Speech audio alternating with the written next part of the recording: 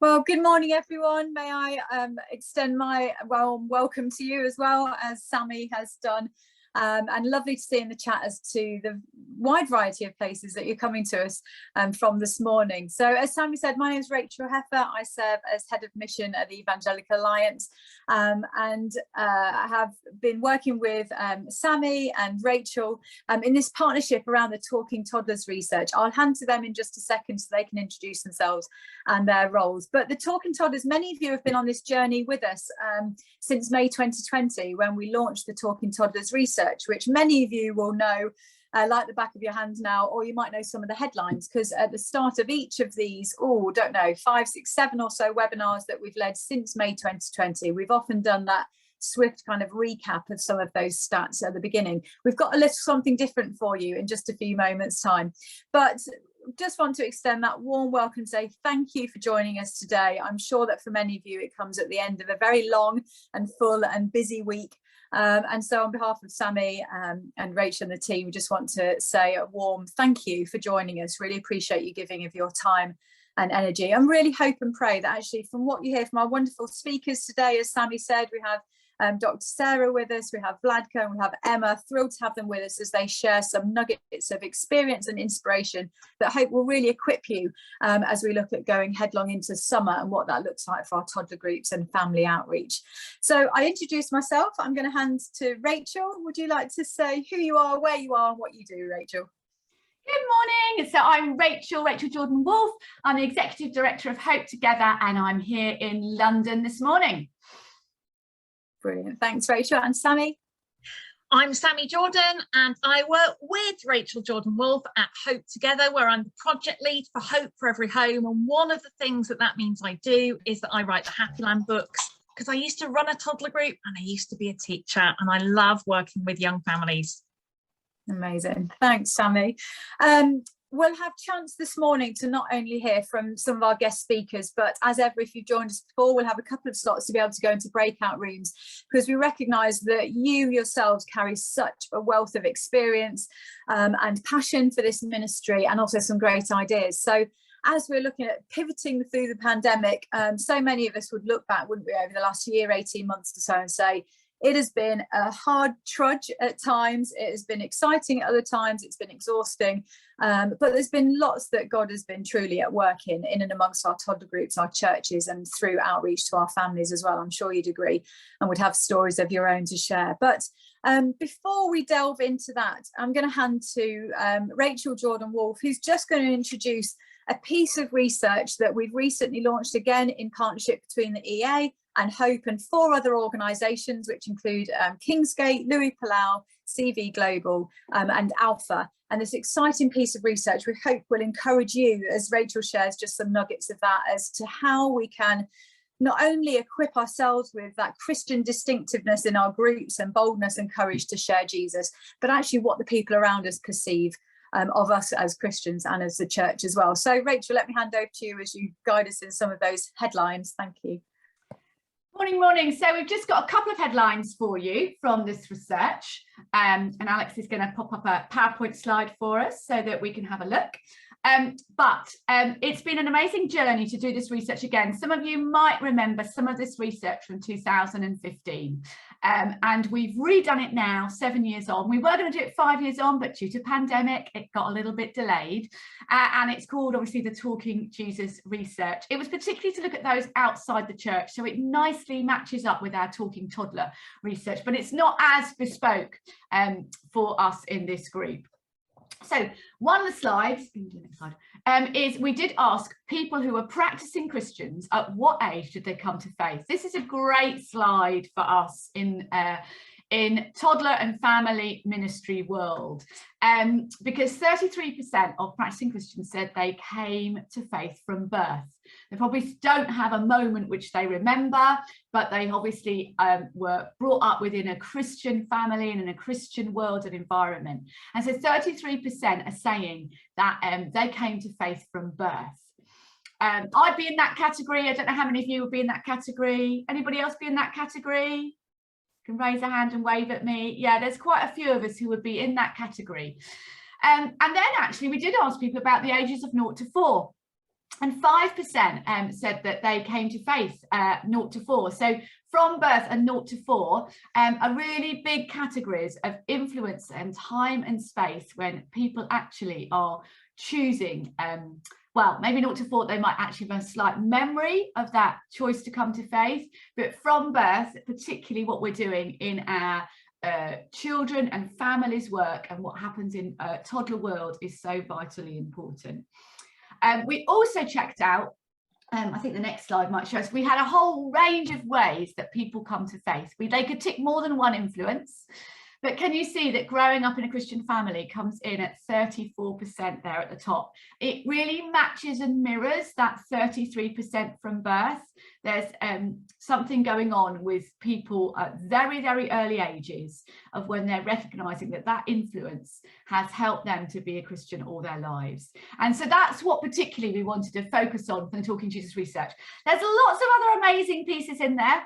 If you haven't watched it, the wonderful Rachel Heffer and I are on, we launched this research online, the Talking Jesus research, and it's definitely worth a bit of your time to have a look at that. You can find all of this on the Talking Jesus website. We've got cracking reports in hard copy, but you can also download it all and get that report, so you don't actually have to get a hard copy. You will be able to get hard copies soon online, buy them soon, but you can download for free.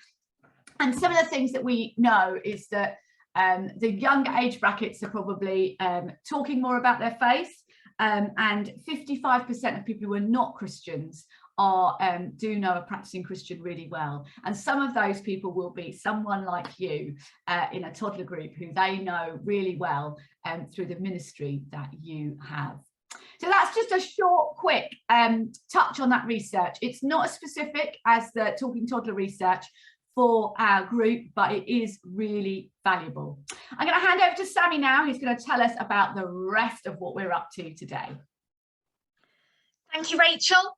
So those of you who've been on the Talking Toddlers journey with us over the last year will know that we've had a bit of a focus on faith development. Why have we had that focus?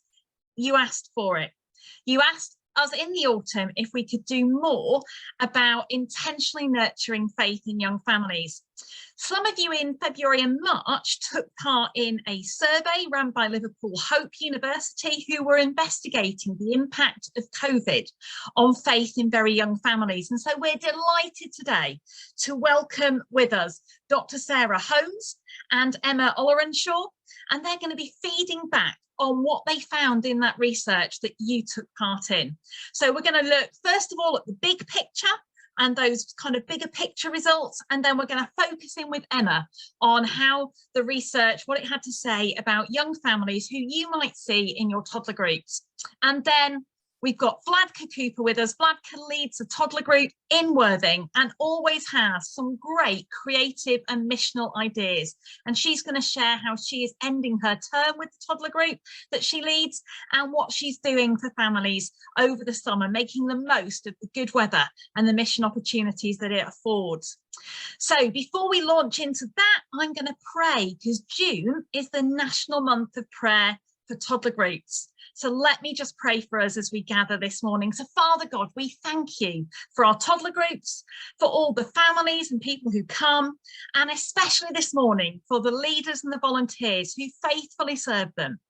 Thank you that we are always reminded in Talking Toddlers about the massive missional opportunity that serving our youngest families presents for us. So thank you for the people represented here. Thank you for the years, the hours of their time that they give to this ministry. Thank you for the kingdom seeds that they are planting. Would you please be with us this morning as we gather? Would you inspire us? Would you refresh us at probably what is the end of a really busy and tiring week? And would you excite us with the possibilities that there are to build your kingdom amongst this age group? Amen. So, as well as our guest speakers, there's always lots of time for you to talk to each other this morning about what you're doing and about how you're responding to what the speakers have to say. So the first thing we're going to do is put you into breakout rooms. The wonderful Alex is going to do that. And what we'd like you to talk about is just touch base. It's the end of a busy year. We're almost at the end of term. How are you doing? and take a step back and think about how has the pandemic impacted your toddler group. We're kind of 2 years in now, taking that step back. What's been the impact, and has anything positive emerged before we hear from our speakers about what they found in the research about how the pandemic has impacted young families? What's been your lived experience? What are your take homes at the moment? So quick introduction, who you are, where you're from, how you're doing, and then what's been the impact of the pandemic on your experience of toddler group life. Okay, thank you, Alex. If you put everyone in breakout rooms, that would be amazing. Welcome back. Hope you enjoyed that time in your breakout rooms. We'd asked you the questions there. How has the pandemic impacted your toddler group, and have there been any positives? If you haven't already, please do put some of your feedback in the chat. We'd really love to pick up on just a few of those bits. Now, oh, I'm sorry, Charlotte. It looks like you typed everything up and now it's gone. Isn't that annoying when that happens? Do give us some more bullet points if you'd like to, but let's share some ideas. I was having really good chat. There were 4 of us in our group, and I'll just share with you some of the nuggets that came out of that, with an appreciation of the roller coaster that the pandemic has been, and tragic in part for so many, but equally again that none of it was a surprise to God, as we said, and actually so many good things that did come out of it as well. So I'll share a couple of those with you. Liz from the New Forest was saying that actually their group was dwindling slightly, and so actually the pandemic brought about an opportunity for actually a relaunch, and off the back of that there's been greater numbers and a real distinctive sense of wanting to drive forward, I think looking ahead to the autumn, but to actually run an alpha as part of the toddler group context there. So that sounds really exciting down in the New Forest. And then we had Kate, opposite end of the country, up in Cumbria, who was saying that actually they, during the pandemic, went to those smaller support groups. Do you remember back in the day when you were allowed to have, I think, up to about 15?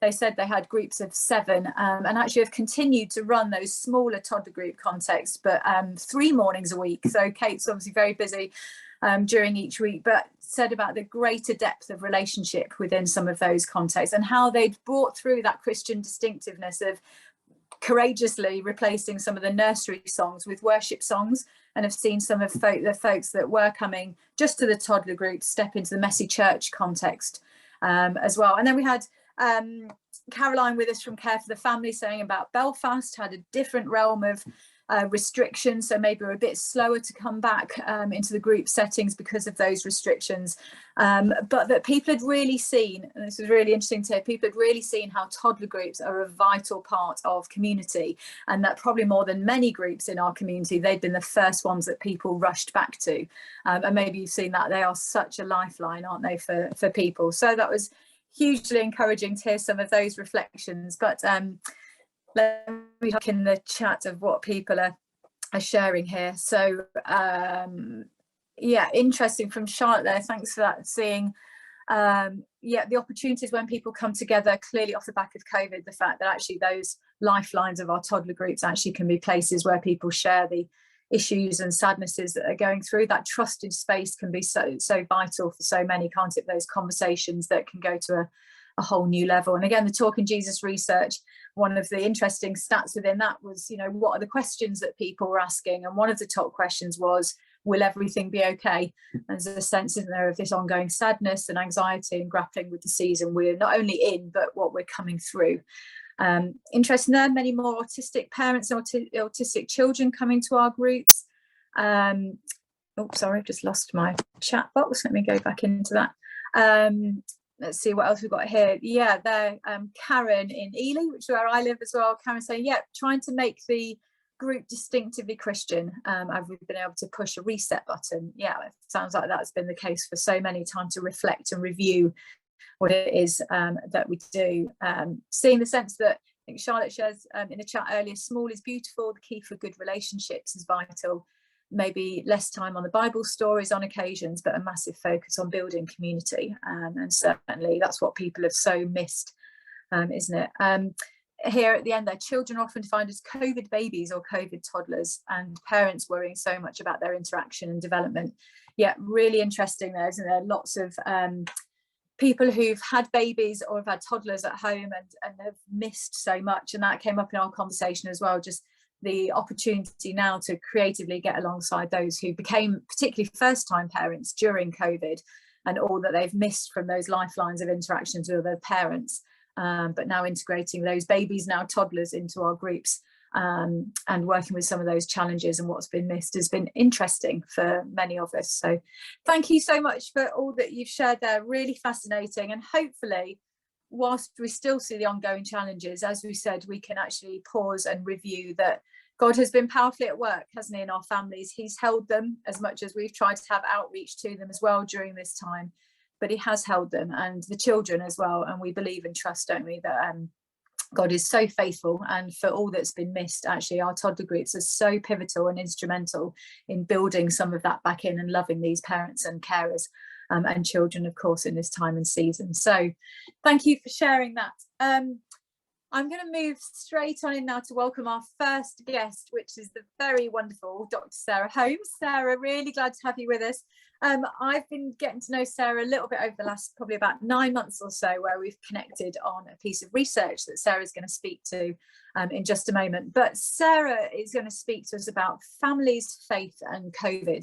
And Dr. Sarah is from Liverpool Hope University, and there she is a lecturer in early childhood with a particular focus on children, families and faith. So morning, Sarah, how are you today? Morning, yes, good. We've got the sunshine, so that's even better. Absolutely. Well, depends where you're. If you've got the sun, that's good. But in our group, I think Kate up in Cumbria was not happy that there is no sun up there. So enjoy it while you can. Not all areas of the country. Sarah, before I hand over to you directly, tell us a little bit about you and your world, and yeah, how are you at this time and season? And again, we've been talking about coming through COVID. How do you find it for yourself? Yes, well, I am one of those who had a baby. Well, the baby was 9 months old when the pandemic started, so I've experienced toddler life in that. So obviously I kind of bring that with me. I have 3 older children as well, so that's some of my home life. And then I teach here, as you said, but also I'm very involved in my local church as a volunteer with children's ministry, not so much with toddler groups at the moment, but I do dip in and out from a personal perspective with my little boys. So yeah, that's me. Wow, well, you've lived and breathed this COVID experience then, absolutely, having a toddler in the mix.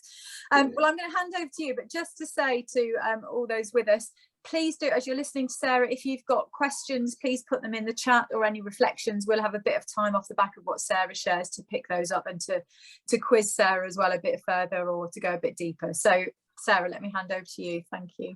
Super, thanks, Rachel. Great. So yeah, just very briefly to let you know what we were doing, but then I'll tell you a bit more in depth about the findings. So I think we've got a slide to share there. Wonderful, thanks, Alex. So I approached some of these organisations here who you see on the screen to just say, well, hang on, let's see how has the pandemic been for families. So this was, I totally lose track, but about a year ago maybe now, and said, you know, let's explore this together. So we decided to explore through 2 routes, one through church leaders, but also through Christian parents.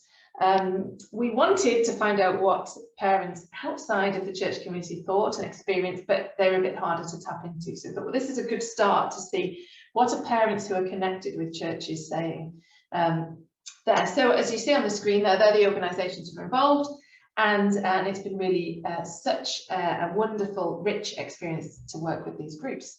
So we completed a survey there. So if we look on the next slide here, we see dialogue with parents. This came out was absolutely one of the biggest, most important findings that we had.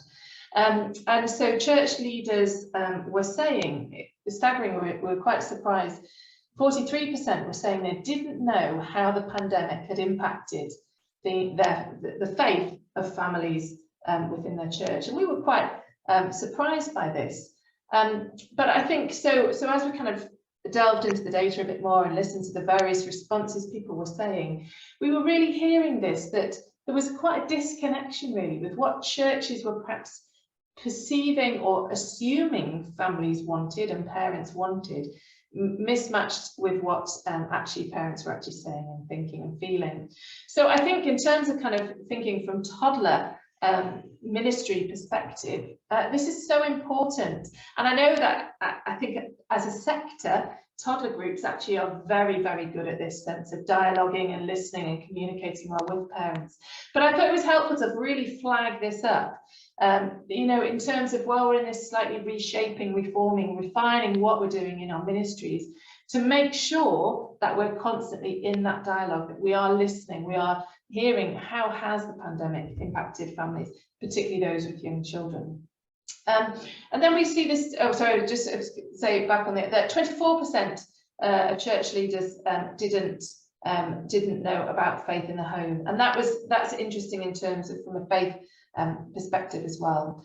And so so yeah, if you look at the next slide, one of the biggest things, or the biggest thing that people were saying was helpful to them as a Christian parent were relationships.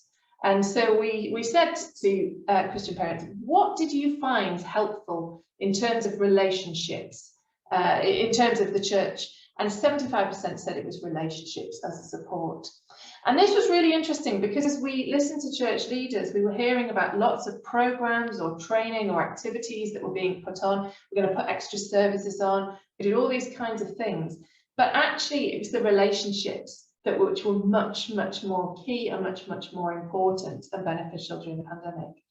And many had asked for churches to pray for their specific family needs, but also things like facilitating mutual parental support. So again, I think this is something that easily and naturally happens within toddler groups, but that sense of how can we as churches enable that mutual support to take place? It's such a powerful and important part of what we do, I think. Providing resources to encourage faith conversations at home. So not necessarily just assuming that faith conversations only can happen at church, but perhaps dropping in some ideas. Oh, you could talk about this when you're at home. Here's a little craft activity, perhaps that you do at Toddlers. Take that home and perhaps give a little extension activity, something, or a little prayer that families could talk about or use during the week. And I think this sense of a culture of expectation, this is what lots of Christian parents were talking about. If the culture within the church is that church will do everything faith-wise for the children, then that's not very affirming or valuing for parents. And so thinking particularly with young children who actually spend an awful lot of time with their parents, how can we as churches try and enable and facilitate that slight shift in our mindsets and in our cultures of expectations, so that we can say to parents, actually, you can, you know, we do some of this at church, but you can do some more at home. So really fostering that in the home, and then thinking about role modeling as well within the congregation. So perhaps connecting in, you know, how can we connect families with young children for whom attending church is very, very hard often. How can we connect them with other people within church for role modeling, but also for that support in a very practical sort of way. And there was also some people were talking about sort of spiritual retreats for parents, because often, especially for those who have young children, church isn't an easy place to access if you're kind of running around, chasing around, trying to entertain your child the whole time through. And so how can we provide little nuggets, little places of spiritual feeding or retreats for parents? And then on the next slide, here, this was a fascinating one. We asked about very specific activities that churches had done and what was helpful. And so it's fascinating when we asked about the individual activities that had happened. We saw that 2% said they'd found those little bags and things helpful. You know the bags that people, many churches were making bags of activity packs and so on and delivering them to church doors. 2% of the families in our study said they were helpful, which I thought was kind of a bit frustrating for many, many people who spent hours and hours and hours generating these bags. Now, what we don't know is it might have been the conversations that happened when the bags were delivered were really, really special and really helpful. So I think that might well be the case. But I think this just shows us very clearly that often our natural inclination as churches is to put on more events or provide more activities or do this. It takes so much time for us, and especially you guys with toddler groups. I know all that cutting out and sticking and all that takes so much time. But actually, we've so clearly found in this research that it's the relational support, that sense of dialogue and coming alongside together, which is so powerful. So if we skip to the last slide, so that would be great. Wonderful, that one, perfect, thanks. And so I just wanted to, before I finish, just say, so this was our brief findings. We're going to be bringing out a report, a fuller report, to show all of that in the next couple of months. And Emma will talk actually after me more specifically about younger families and how we can help them. But we've got a sort of a phase 2 where we want to really dig into this in greater depth. So we've got the survey that gives us kind of some information, but we're really looking for families with children under 5 to tell us how they're feeling about church now. How is church in this post-lockdown time, and what can church leaders do to make it better for people with children under 5? So I'd absolutely love for people to, we're looking for about 12 people to join me for a Zoom chat. It would be with me, and what I'll do is I'll just pop in the chat, there's a link if you're interested in being involved. So that would just be to have a little 30-minute chat with me on Zoom, just to tell us how church is for you with children under 5, because we're collecting all of this together and passing these findings on to church leaders and to churches so that we can try and make even more effective the ministry that's happening with children and families at the moment. So I'll stop there. We'll have some questions, and then Emma, who's also been working with me on this project, is going to delve a little bit more deeply in to the detail of this, and particularly from an under 5s perspective. So I don't know, are we going to invite people to type into the chat their questions, Rachel, or what's the... Absolutely, yeah, thanks so much, Sarah, for sharing all of that.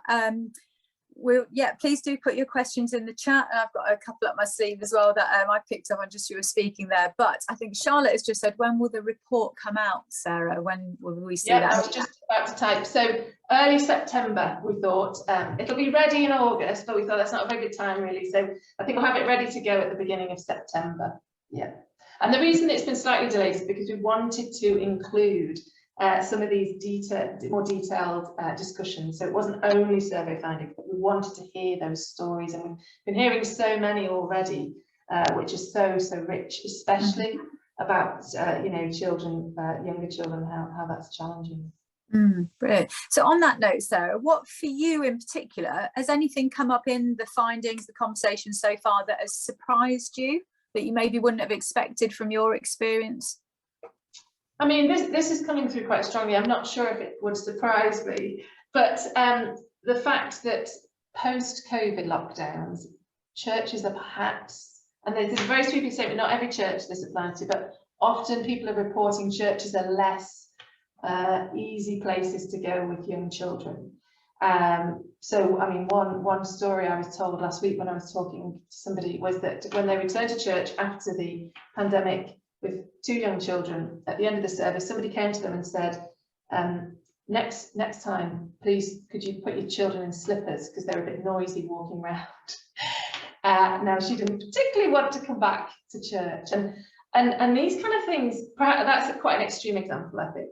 But there are lots and lots of other things coming through. And I think as churches, perhaps we're not as good at noticing these things that are happening, but they do send messages to families, especially when we're wanting to be missional, we're wanting to be encouraging people to come. So I think there's quite a few stories about this kind of thing of, churches kind of forgetting that we need to be welcoming to families, particularly with young children. So that's a really strong finding that's coming through. And we're thinking how we can help churches to improve on that, really. Yeah, absolutely. No, it's a good reminder, isn't it? And recognising as well that for so many of our leaders, we're coming through a very weary, challenging season, but to be reminded, as you said, of just the inclusiveness of everyone, right down to our very youngest, is so important. I loved what you said about how that you posed the question, how can we connect families in our church, whether they've been there a while or whether they're new in through toddler groups or messy church or whatever. You talked about potentially a almost a strategic approach to linking families together. You know, some of those who maybe have, you know, got older children, and for me, you know, having been through that as well, it's always helpful to be able to look upwards, isn't it, to see what people have learned or made mistakes and how you can sort of learn, but almost a kind of buddying of families, by the sounds of what you were saying. Any advice on that as to, you know, again, that would help with inclusiveness and welcome, wouldn't it? Have you seen that modelled? Any top tips as to if a church was to consider helping to link families, is that best to link people, or for that just to for us who are already in the church to just be intentional in that, I suppose, and draw alongside young families? I mean, it's great if it happens naturally, isn't it? That's the best way. But I think partly our human nature, some of us are a bit nervous, aren't we, to approach people who don't know. So sometimes I think we do need to be a bit intentional about saying to our churches, right, you know, we need you guys to be more welcoming, not more welcoming, that would be a bit rude, but to get alongside and to buddy up with some of these families, and to be quite intentional about that. I think often we hope that it's happening, or we think that it's happening, but perhaps it's actually not. And I think it's that thing, you know, thinking of, you know, particularly attending church with young children, or a toddler group, messy church, anything like that. If you're attending for the first time, or if you're attending having just spent an hour trying to get your 2-year-olds strapped in the car, or if you're attending with like 25 bags of changes of clothes because they're potty training, any of those things, you want to arrive and see people who want to have you there. You want to arrive and you know, be, you know, oh, there's that person who's always kind to me. And so I think anything we can do to provide those kind of frameworks and opportunities of, you know, perhaps having, you know, 3 or 4 families who are particularly great at that and saying, could you guys just stand at the door while people with me, or something, you know, or you know, developing little WhatsApp groups or small groups or things like this, to encourage those small groups would be really, really helpful. Yeah, brilliant. Thank you. Some good ideas there. I was also interested, and pick up on a question from Ed here in the chat as well. It was interesting what you said about, I mean, as you know, through my church, through many others during the pandemic, there was such a brilliant amount of time spent on producing resources to equip families in conversation and discipleship around the dinner table or whatever during COVID. Surprising maybe to see that actually that didn't come out as high, and in fact it was very low, wasn't it, 2% of people saying that that was of huge benefit to them, but what they did appreciate was the outreach and the relationship and so on. Ed's question in the chat was, you mentioned that parents want to be expected, if you like, to be doing faith at home, and Ed's question is, have you got a sense of how we can do that alongside our families but without creating a sense of burden, that as parents, as we know, we can always feel the mum or dad guilt as it is already, you know, when we know we probably often could be doing more at home. How do we encourage that sort of family or parent-child discipleship without making parents feel that they're not doing a good enough job, or that is a burden, as Ed said? Absolutely, and I think that's a true thing. I skipped through my slide that talked about supporting faith at home, sorry, because of time, but just to say, one of the things that really came through strongly was that people were saying, yes, I'm less engaged with my local church now, but faith at home is actually, you know, doing really well. And so I think this is one of the exciting things, particularly for church leaders to be hearing, that actually we can equip faith to happen at home. It doesn't only have to happen in our churches. So how to do that without kind of giving a whole extra job? I think it's that. I think it's talking about it. That's my biggest thing, you know. It's not about, right, you've got to find 15 minutes every day to do a special activity. It's not about, you know, come on, do a tick box. Why have you not done it this week? But it's about just talking. And often I think faith is a taboo subject in people's homes, perhaps, but just to chat about it and to encourage chat. And so we actually have next week another webinar that we're doing about that, about let's get talking about faith at home. I think that's my biggest thing, talk about it. Even in toddler groups, you know, sometimes we feel, are we able to talk about God? You know, I know that's a bit of the thing that's often talked about, but just talking. So would you ever chat with your child at home? Oh, here's an idea, you could pray together. So just dropping these little things into conversation, I think, is the biggest and most powerful way, really. Really helpful, and I think that's really freeing, actually, Sarah, isn't it, to think of actually how can we do that organically. Really resonates again with statistics in the Talking Jesus research, as Rachel mentioned earlier. that there's been a change from 2015 research that was done. Now 1 in 3, not 1 in 5 previously, but 1 in 3 non-Christians who say that they've had a conversation with a Christian would be open to go again in that conversation. And I'm sure, you know, it's again that organic nugget of faith sharing, isn't it, that we can do with our own children in the home as well, and release ourselves from maybe the burden or the guilt, but just to do it organically. But really helpful, Sarah. We're going to need to move on, I'm afraid, but as Sarah said, a couple of things. Please do link with her on the survey if you're able to. She needs the 12, so if you're able to put your name or details in the chat or to contact us, we can pass those on to Sarah.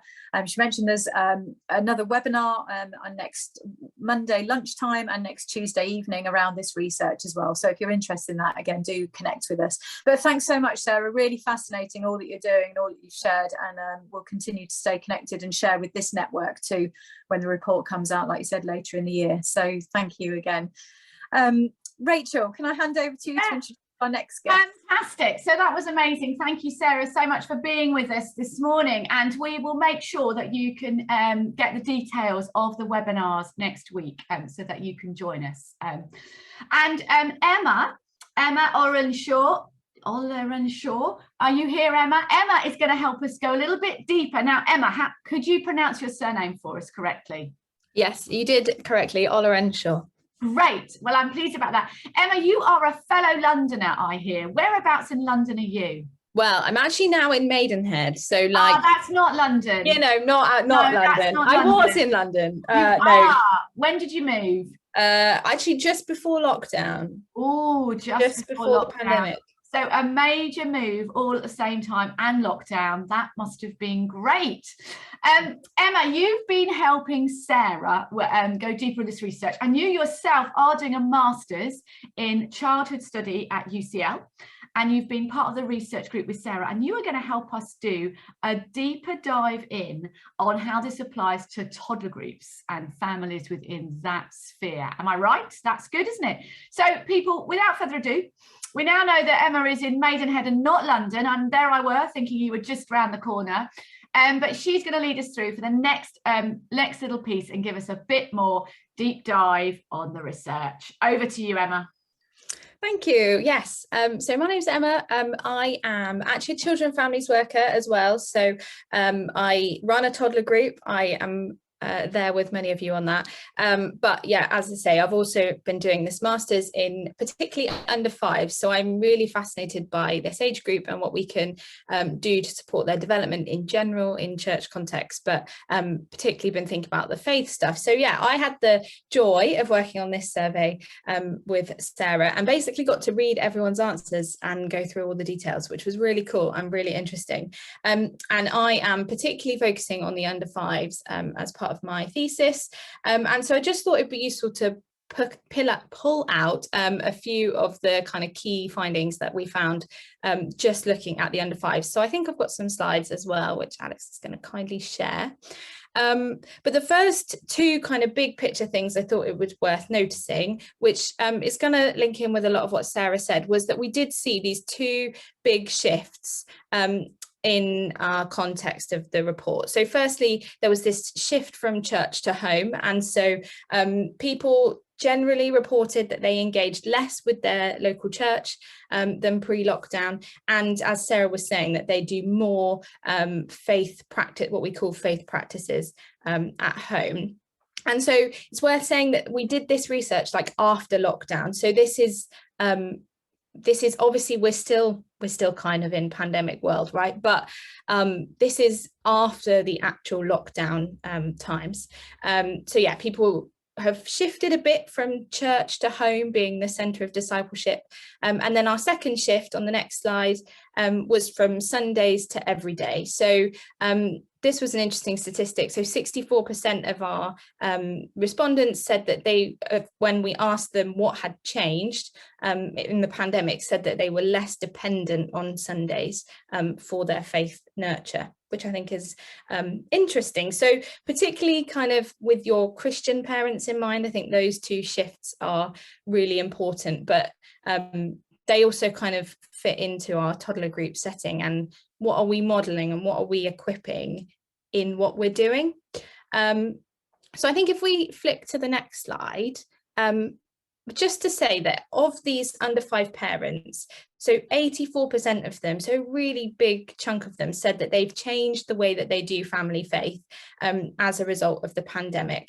And 65% of those said that at least some of those changes have stayed the same, have remained since lockdown. And I think that's really important because it recognises that families have changed the way that they do faith as a result of the pandemic. And I think as church leaders, as children's workers, as toddler group leaders, it gives us permission to change the way that we do things as well, because if they've changed the way they're doing faith, then we can change the way that we're supporting them and doing mission and reaching out to them. So that was something that I wanted to highlight, that it's okay to be changing. And I think it's actually good for us to reflect, as lots of us were doing in our groups, on kind of what has changed, what were the good things about the pandemic, what was not so good, what have we learned, how can we reset our groups and change them.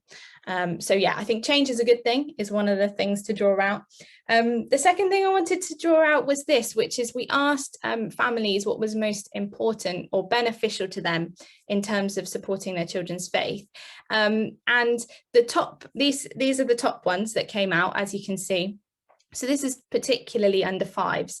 And I think what stood out to me in this was this whole idea of music and prayer. And then the Bible was kind of reading Bible stories, telling Bible stories, that kind of thing, are the top 3 that people said were most important in helping their kids with faith. And so from a toddler group setting, I think it's interesting to think about, how do we use these in our settings? What music are we using?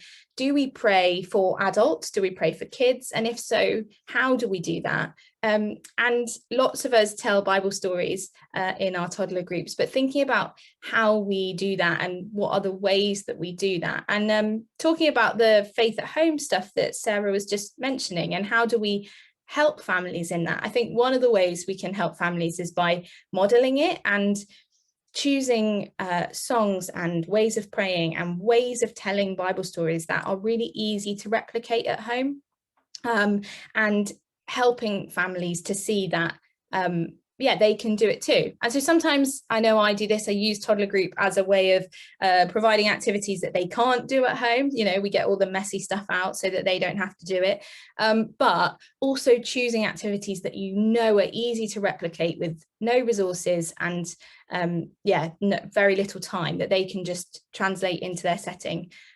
Things like sharing music playlists or tips and tools and resource libraries, all the things that you guys are probably doing already, but yeah, they're useful. And then finally, I just thought it'd be useful to share this next slide, which is when we asked the parents, what do they want from church? What can we do to support them better? The top one was training and resources for faith at home, which was really interesting. I think going back to that question about how do we do it without it feeling a burden, what struck me is that people were asking for it. They were asking for training of how to share faith at home. And I think in a less Christian context, potentially just thinking about how do you share your values and your beliefs with your children at home. Parents are really crying out for that kind of training and events and resourcing. So that was one thing.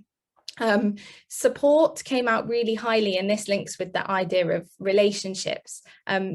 So much of what I was reading was about people saying, I want people to know my kids' names. I want people to know what's going on in their lives. I want people to pray for specific stuff that's going on in our family. Or I felt really valued when someone rang me from the church because they noticed I wasn't at group. Like that kind of relational support and contacting people, I think is something that parents are really after. And then beyond that, people kept mentioning social events. And I think it takes the pressure off us to a certain extent. They want to connect with one another. They want to form those support bonds with different families. And so creating spaces where parents and their whole families can come together and enjoy time together, get to know one another, learn more about what's going on in each other's lives, and chat about the difficult stuff. That came out a lot, of like sharing what's really going on in their lives. I think are really key things that we can do. And then finally, this might not be quite so relevant for toddler groups, but if you're involved in Sundays, it was interesting that a lot of parents really want good spiritual content for their under fives. They're not, lots of people were saying, I don't just want creche, I don't just want someone looking after my kids. I want people to be inputting spiritually, to be praying with them and praying over them and sharing stories and worship music. And I think, yeah, if for those of you who that's relevant, I think it's an encouragement to think about our Sunday morning programs too. So there was so much to learn, and I hope that's helpful. And yeah, I'm happy to chat more about the research if anyone wants to. I'm sure we can share the details of it and my contact details and stuff. So yeah, hope that's helpful. Emma, that was brilliant. My brain has gone in so many different directions. Has yours? Like everybody, like, oh, where do we get the playlist? And couldn't we just all create that together and then share it? And oh, who knows the best stuff that's the top spiritual content for the under fives during which we could do for a group. And goodness me, but then I realised that the group of people that I am looking at right now have many of those answers. So this is good.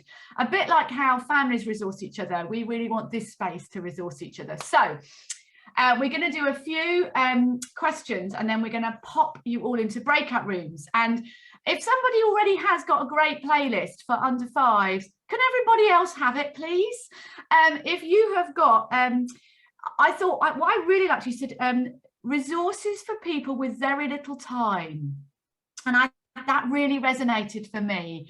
And I was like, how can we, have you got the best top tips of how families can do faith for under fives, stories, the best resources? So creating that kind of list would be amazing. So it is now time for you to go into breakout rooms and discuss all this and come back with some of those ideas. I think you've probably all got questions for Emma as well. And then we'll come back together after that and we'll have a little bit of feedback, chat, and more questions to Emma. So go into your breakout groups, and this is questions for Emma. It's also, does it resonate where you are? What did you find was best? And how might what you've just heard from Emma change what you're doing? Does that make sense? Fantastic. So we had an amazing time in our group. Everyone wants a playlist, by the way. So we're seeing the playlist up. Emma, do you have a playlist? I have a general family worship playlist, but it's not specific to toddlers, but I'm sure we could come up with a toddler one. Great. So we're going to work. I'm sure there are. I just use Spotify, but I'm sure there are ones out there. Because if not, we are going to create this, people, because what a great offer, and how easy would that be? I'm sure Sammy will be right up there for finding a great toddler playlist between us all. Maybe, Sammy, there'll be lots with you doing actions as well, so there could be a YouTube version as well as the sound version, because I love Sammy's actions for the toddler songs have been fantastic. We had great chats. Did anyone else have some fantastic top tips? We did in our feed. We had in our group, somebody's been using the care reflections for toddler groups and said they were great. And it was the non-Christian families who particularly loved them. So I thought that was fantastic. Thank you, Ruth. Ruth, can you put in the chat where people might find those? So if people don't know where they are, that would be really good. Action songs dangerous when driving. That is a great comment. Yes. Best not to try to lead on the actions when you're the person driving the car. That could be problematic. But so that was really good for Ruth. If you could put in where you found the reflections for toddler groups from care. We were discussing that those could actually be used in home context as well for under fives. So that might help people. Muddy Church, we had that as well. People using the Muddy Church resources. How many people got involved in a Muddy Church resource? I didn't, but I think it sounds wonderful. And again, reflections that particularly people who were from maybe the unchurched families really enjoys using Muddy Church. Can somebody ping that onto the chat as well? That would be fantastic. So people can find those. Are there other resources that people could ping in the chat, because then we can find them for everybody? Kitchen Table has come up, and that's Care for the Families Kitchen Table project. Lots of ideas to run. I'm just looking through the chat now. Share faith in the day. So doing faith as you go through a day. Bath adult toddler group, talking about the dirt of the day being washed away. Excellent. this I've got Parenting for Faith, again, for babies and toddlers. There's a link for that, and that's BRF. So we've got care and BRF.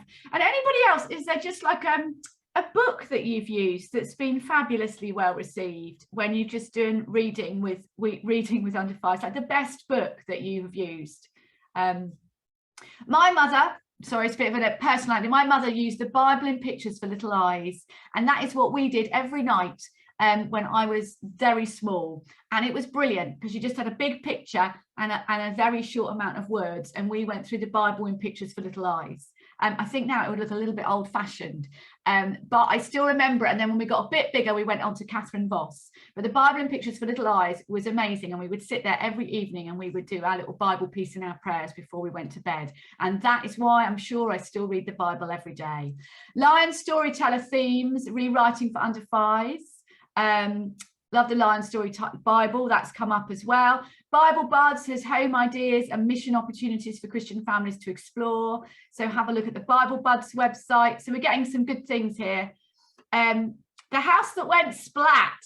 I'm loving that one. I've got a feeling I can know which story that is. But do put them in. If there's there it is, The House That Went Splat. If you've got a favourite book, pop it in this chat because that would be amazing.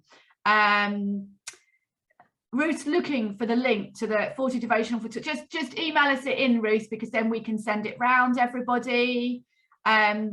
What is God like? I'm hoping that's not a theological question to me today to answer in the next few minutes. No, it's not. That's great. That's sentence form answers. This is by Matthew Paul Turner and Rachel Held Evans. Great. Okay. Well, if you want to know what God is like, that's good to have that answer. Big Bible Storybook, How Can I Pray by Steph Williams, and the new Wine 0 to 4s last year looked at how to do faith together with everyday faith activities, going on a journey, bath time, meals. That sounds fantastic because it ties it into what you're already doing. Fabulous. That's great. I am now handing over to Sammy. Oh, you see, Rachel, you've talked about the Bible for little eyes. And as soon as I hear Bible and eyes, it makes me think of the beginner's Bible. In my house, we call that the googly-eyed Bible. I don't know if anyone else knows the beginner's Bible, but the eyes are quite distinctive. And yet my kids have grown up with it as the googly-eyed Bible, and we really like that one. I want a copy. I'll show you next time we're together. Right. Anyway. Moving on, we've thought about how the pandemic has impacted your toddler groups and some of the positives, and also how it's making you prioritise certain things now, like social time and like relationships. And so to end our time together today, we have the amazing and inspirational Vladka Cooper with us. Vladka leads a team who lead a toddler group near Worthing on the south coast. Vladka, would you show yourself? Are you there? There we go. Yes, I am here. Good morning, everyone.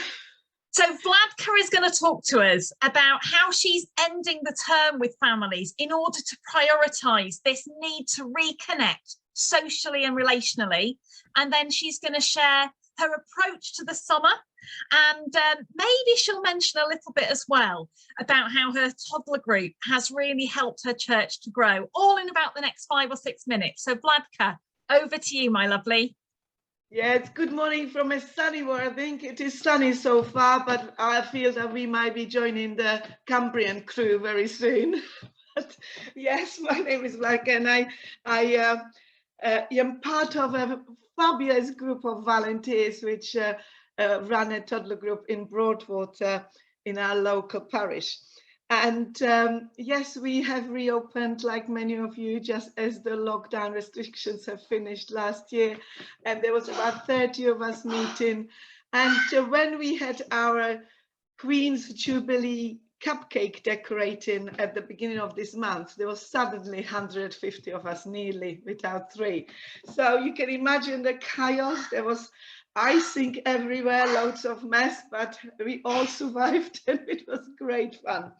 Anyhow, so this morning I just wanted to very quickly look at some of the stuff which we've done, which brought us from starting with a small group of 30, arriving at a rather large group at this moment. And what does that then mean to us as a church as well? So our first goal, if you like, was also to refocus, like many of you have done, to look at our structure and what we offer. And we really felt that God was saying to us, this is a fabulous opportunity for us to really establish the fact that God loves communities and he knows where we are personally, whether we go to church or we don't. And God wants people to know this. And we play a really prime part in this. So in our Toddler group, we focused on worship and prayer at the end of all our sessions. It was really lovely to see that in the research that it is coming up really high, because that's what we've been doing and it has been a great fun. But to bring ourselves into the forefront of the community, we have run couple fun days. And this was because we've recognized where perhaps previously we've focused more on Bible clubs, maybe holiday Bible clubs when parents were able to drop off children and leave. We realized that during lockdown, parents were wanting to stay with their children. They wanted to see personally what their progress was like and how clever they are in some things and how they joining in. So we thought perhaps a family fun day open to all without age restrictions was a better way to go. And that was really, really exciting. So something very simple actually for us to organize. We just hired a bouncy castle, organized a couple of very simple games like, you know, ball in the buckets, hook the duck, throw a sombrero at a giant cactus, that kind of stuff. All the stuff which we found at our garages, you know, randomly lying around, so no expense at all. Then we organized a couple very simple crafts, paper plates.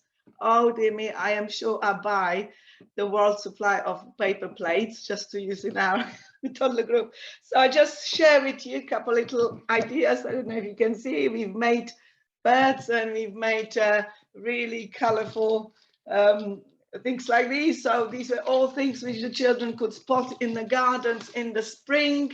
So these are the things which we've made. And, you know, people came and they stayed for an hour, or they came and they stayed for full 5 hours. We've been open from 10 and then sort of shutting down around 2-3 o'clock.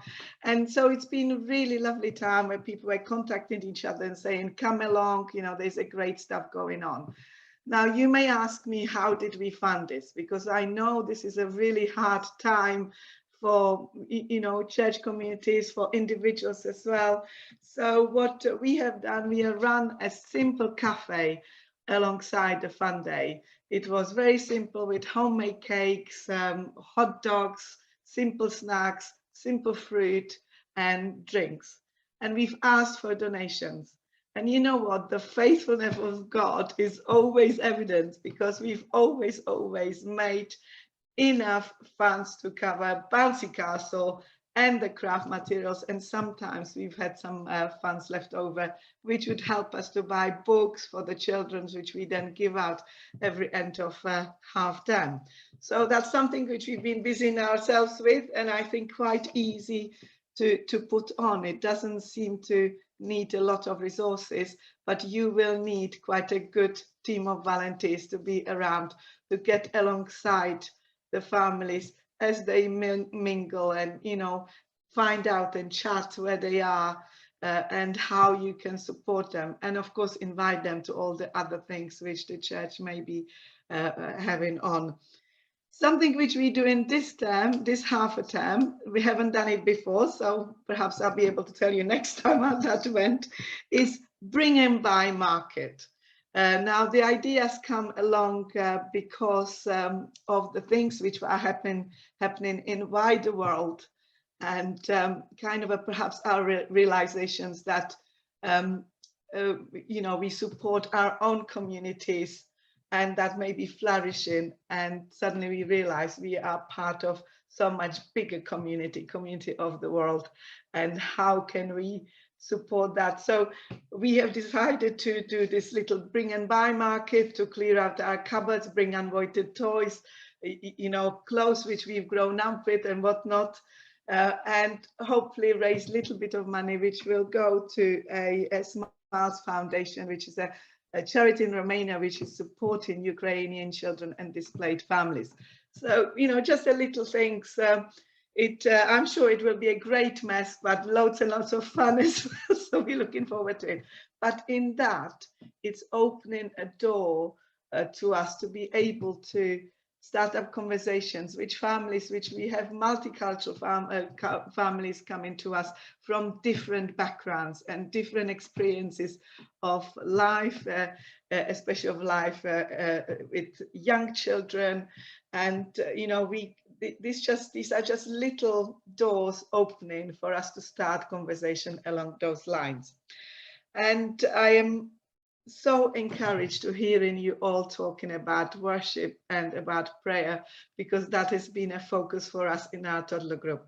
We don't overdo it. We have got 15 minutes at the end of each morning, which usually consists of 4 to 5 very upbeat and jumpy and action songs, which is a mixture of children rhymes and worship songs. And we have noticed such blessing with these. Now, majority of the people come to our toddler groups are from the community. They're not attached to any churches. We only have about 10% of our attendees who already go to church.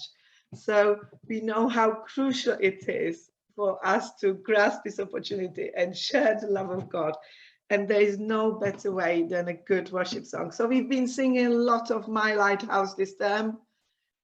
You know, it's such an upbeat and it stays with you. It's usually the song we finish on, so there's no running away from it. And you just hum it along for the rest of the day. And the other thing which we've been doing is praying with the group of children as a whole, as the adults are present. We are all together in one hall, and the prayer is led from the front, and usually the leader just raises their hand, and that's a signal to the children that we pray. And you know what, the other day I just sort of glimpsed and opened my eye to see what was going on in the room, and there was about half a dozen of children with their hands up, you know, and these were children not from Christian backgrounds. So you know, God talks to children, and we are part of their journey, and that is just so exciting. And now Sammy did ask me, what are we doing in the summer? And you know, my response was, we are resting. Sorry, Sammy. No, that's absolutely fine, Vladka. After you've done your open days and your fundraising for Ukraine, you know, I think we said in our breakout room, didn't we, that it's not necessarily that life is busier than before, but it feels busy because we've been in lockdown. So I know that Vladka wanted to finish by saying that she is resting in the summer. And I don't know about you, but so much about the Talking Toddlers that I find valuable is when what other people say resonates with me and it validates my experience. So Vladka, what I'm hoping is that everyone's heard you say you are resting, and everybody's then like, oh, that's okay, I'm allowed to do nothing and I'm allowed to rest. Thank you, Vladka. So what we would love to know as we wrap things up here, Rachel and I've got a few notices, but while we give you just a few notices in a few minutes, if there are any other resources or thoughts that you would like to put in the chat, please do put them there, because then we can share them with everybody when we send out the email. I'm going to hand over to Rachel H for our first notice. Brilliant, thanks Sammy, and massive thanks to you, Vladka, and to Emma and Sarah as well. What a wealth of experience and information that we've had. Hopefully your brains, like Rachel said earlier, exploding and ticking over, and you're thinking of not just the things that you can do as we approach the summer, but also that nugget of resting before the autumn term and all the planning recommences. So thank you for being with us as our speakers. But just very briefly, a couple of things to point you to before I hand to Rachel. Rachel mentioned right at the beginning the Talking Jesus report. We would love to encourage you to go to talkingjesus.org. There you go, modelled by my wonderful assistant, Rachel. Yeah, the talkingjesus.org website has got the full download of the report. It is amazing encouragement for this time and season, hopefully for you, for church leaders, for leadership teams. If it interests you, please dip into it. It will interest you because it's really encouraging about non-Christians' perceptions of us as Christians and indeed the wider church, and also from our perspective as Christians, how we feel about faith sharing. So please do dip into that and share it. And then we'd love to also invite you along to, or invite you to pass on the details as well, to an all new Mission and Evangelism conference that we're hosting on Saturday, the 12th of November. That's a partnership between the Evangelical Alliance and Hope. It's called Perspective, the Mission and Evangelism Conference. Here it is. It's going to be 12th of November at Kingsgate Church in Peterborough. And again, the heart behind that is that it'll hopefully be timely. It's for ministry leaders, for church leaders, all those who have got that ministry, for groups, toddler groups. There's a youth stream within this as well, but we've got a really rich conference program, 4 streams looking at local church, local community and those on the margins, looking at the national landscape, and a dedicated youth stream. So we'd love you to either come and join us or pass it on to those who might be interested, and that's the 12th of November. Rachel, over to you. Hi, and we just like to say that if you are not just completely resting, but you're running summer fun days or doing any type of summer outreach this summer, we'd love you to either pick up Hope for All magazine here. I think we've got a slide for this. And this is a little magazine filled with really easy and great things for people to read. This is just good to give out to your parents in particular, you know, your mums at that moment when they actually do maybe to get to sit down, something to flick through. We've also, I know many of you did give out this Queen book, and we've still got some of these. So again, if you're running a summer fun event, we've noticed the Queen theme is living on. So this is just a brilliant read because it's such a gentle introduction, because it looks at the Queen's faith and the prayers that she prayed and how God has answered them in her life. And we've had amazing feedback from non-Christians about this book. So this is a really wonderful one, just to have them out as a stack for people to take away free at the side of your toddler group, or if you are doing any more cakes or any summer events. But we'd love you to come and join us on the conference, and we are so grateful for you being with us today. Sammy. Thank you, Rachel. Only 3 quick notices from me. So the first is thank you to everyone who bought the Faithful Queen book, the latest in the Happy Land series.